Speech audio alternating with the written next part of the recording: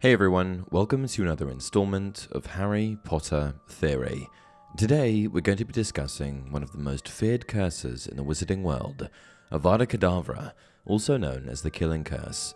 Specifically, we're going to be taking a look at where it came from, who created it, why it's unforgivable, why it may be merciful, and what the very surprising function of this spell may have once been. Let's get into it.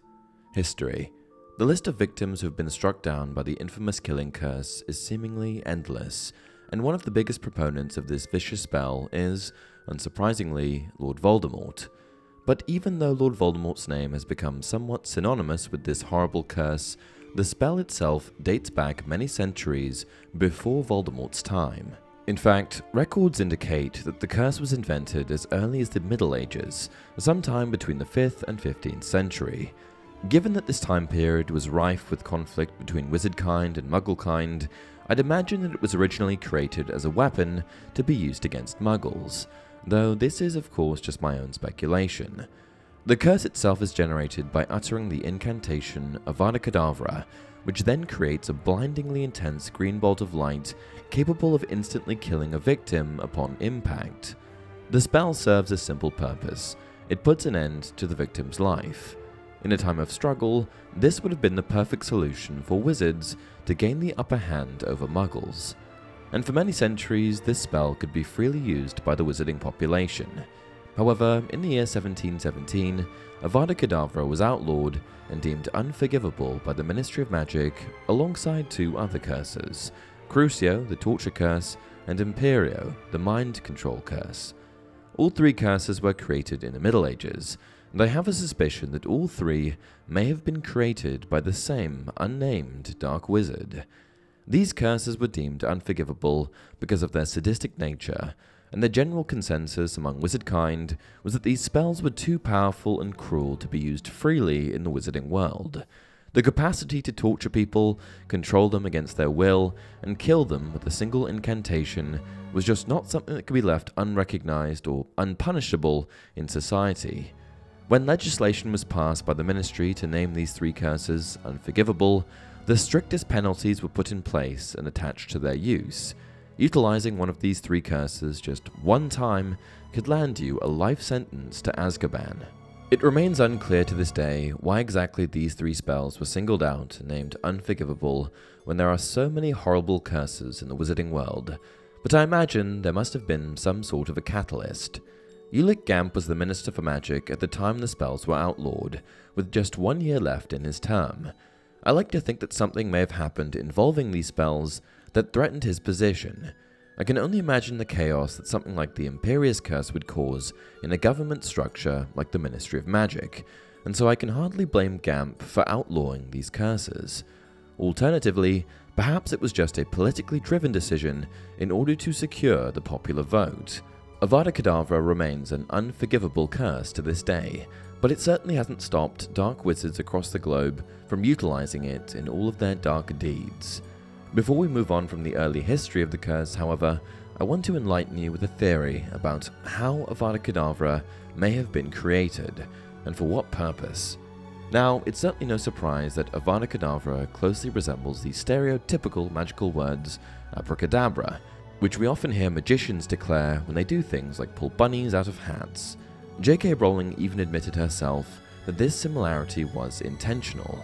In the Middle Ages, people believed that any event they couldn't logically explain was likely caused by magic.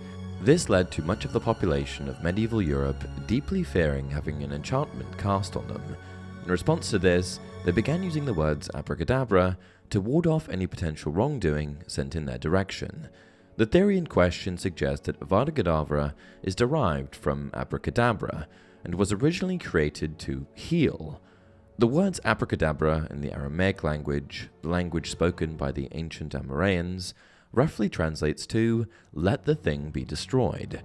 Theorists have suggested that the spell was originally created to kill viruses and bacteria, not people, but that once wizardkind discovered its capabilities, its true path of death and destruction began. Given that the Middle Ages were a time of plague and illness, perhaps this theory does bear some weight.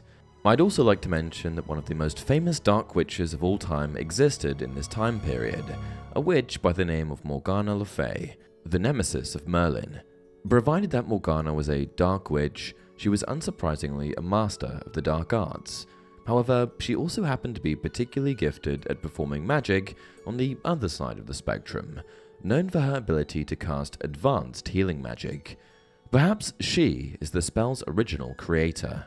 Why is it unforgivable? The differences between the 3 established curses deemed unforgivable and all of the other horrific curses in the wizarding world is a line that's been left entirely unclear. With spells out there like transmography and torture, which is perfectly alright to use by the way, it's hard to imagine why these 3 curses would be singled out. However, my theory is this. The 3 unforgivable curses have one thing in common: no counter curse. Even the darkest of spells like Sectum Sempra have a counter curse, but in the case of Avada Kedavra, Crucio, and Imperio, there's not much you can do if they're cast at you.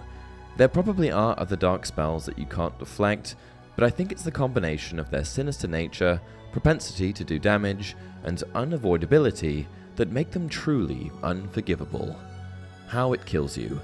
Given that Avada Kedavra leaves almost no trace of being used on its victims, we're somewhat left in the dark with regards to how it kills you. There are 2 predominant theories on this topic. The first theory suggests that the curse causes all of the victim's internal organs to immediately stop functioning. This is more of a physical death. And the second theory claims that the soul of the victim is magically ripped from their body, more of an ethereal death. As it happens, I've actually made a full-length video discussing this topic, which provides evidence for both sides of the argument. As I've already covered it, I'll leave you with these 2 options, and if you want to learn more, then head over to my video, How Avada Kedavra Kills You. Is it merciful? In Harry Potter, there are plenty of spells and curses that have the potential to kill someone. Bombarda Maxima, Fiendfire, Sectum Sempra, Confringo, all of these bear the capacity to kill a target, and more. So what makes Avada Kedavra different? Because there's no confirmed explanation as to how Avada Kedavra actually kills you, this is a bit hard to answer, but what I want to hone in on is the fact that it kills you instantly. The counterpart to this type of death in the Muggle world would be lethal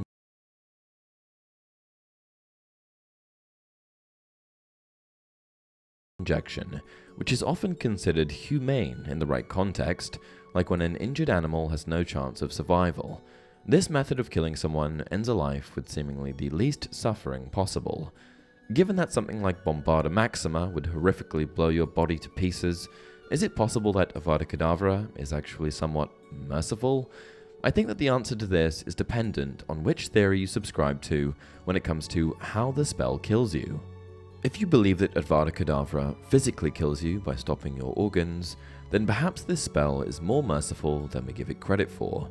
However, if you subscribe to the belief that Avada Kedavra forcefully snaps your soul out of your body, then I think this method of dying is undeniably more sinister. And that's it for this video. Is there any other component of Avada Kedavra that you want covered? Leave a comment down below.